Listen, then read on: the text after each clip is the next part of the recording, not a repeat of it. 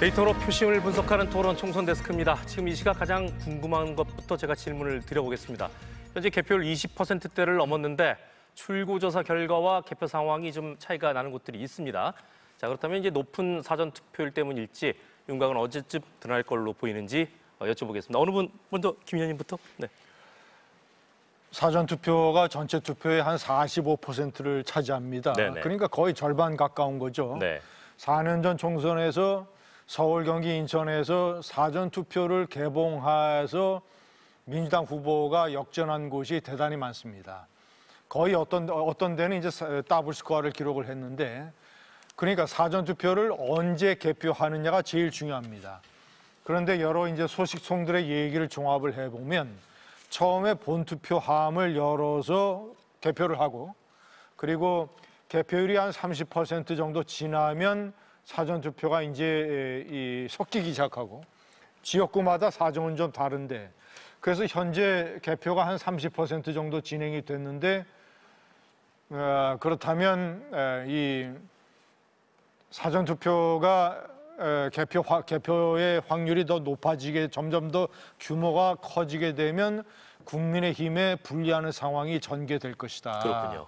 그게 지금 현재 초미의 관심사입니다. 네. 아니, 관심사가 아니고 그거는 4년 전 총선 때도 똑같은 현상이었거든요. 네. 그러니까 밤 10시쯤 돼서 이제 국민의힘 당이 그 전신인 정당이 1위 하던 숫자가 100개 밑으로 내려갔고요.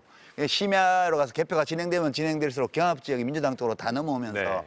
이제 83석으로 그때 84석인가요? 그렇게 지역구가 끝났거든요. 뭐... 지금 이 스토리도 네. 지금 100개 조금 넘는 곳에서 국민의힘이 앞서가고 있는데요. 진짜 시간 문제입니다. 데이터를 보면서 좀 얘기를 나눠볼까요? 이 거대 양당 지지자들의 표심은 이제 과연 비례투표에서는 어떻게 흘러갔을지. 먼저 이제 조국혁신당, 이 더불어민주당과의 비례위성 정당인 더불어민주연합보다는 더 많은 득표를 얻지는 못했습니다만은 비례정당 투표 경향은 이제 확연히 나뉘었습니다.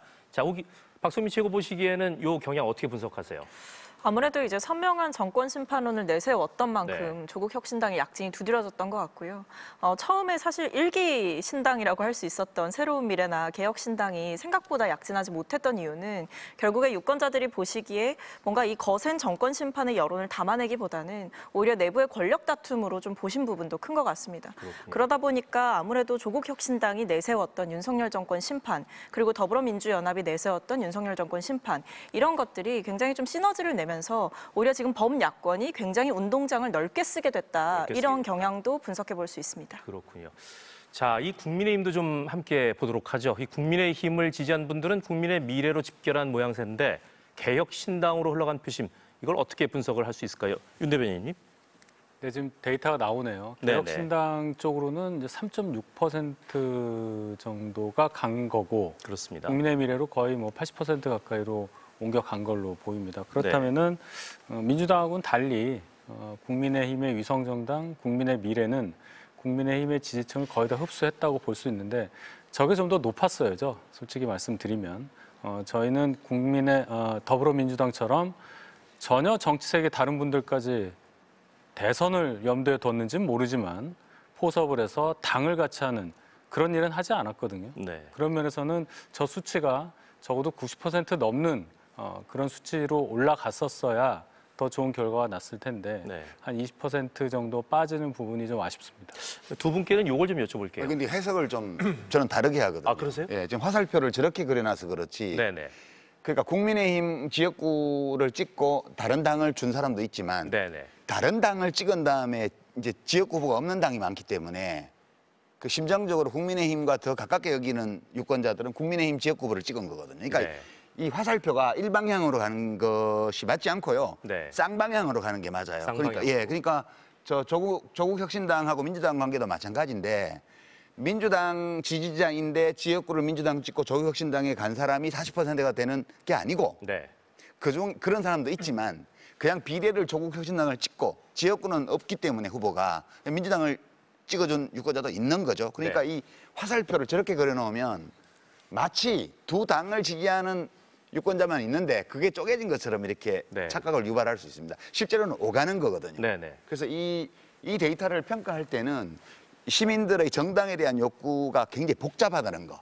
그런 점을 염두에 두고 정당들이 좀 앞으로 정책을 개발하거나 정치를 할 때 마음을 좀 써야 된다. 그러니까 그렇게 저 생각해요. 화살표 방향을 가지고 이렇게까지 해석할 정도로 이상한 제도를 계속 유지하고 있는 민주당의 속셈이 나온 거 아니겠어요? 저 민주당 아닌데. 그러니까 박성민 씨 이거 답하셔야 될 것 같은데. 아니 뭐 지금 개표 방송하는 중에 속셈이다 뭐 이렇게 말씀하시는데 저는 이제 유권자들의 평가를 정확하게 오늘 직시하셨으면 좋겠다 이런 말씀을 드리고요.